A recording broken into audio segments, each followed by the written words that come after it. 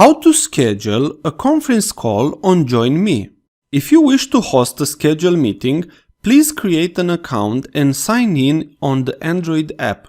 First, tap on the meetings link from the bottom. On this page, tap on the plus sign from the bottom right. Write the subject of the meeting.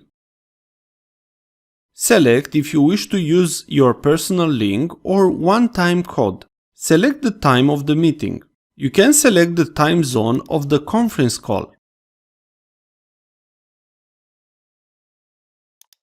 You can add participants to the meeting. Allow JoinMe to access your contacts. You can write here emails to invite. Let me add one. You can also set up a note if you like. You can set up the country conference call availability. Select what country you have participants. Tap on Save. The meeting has been saved.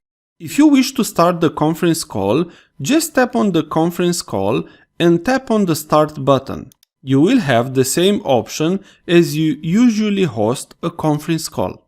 If this was useful, please like, share and subscribe. Also, if you have any questions, please ask them in the comments area below.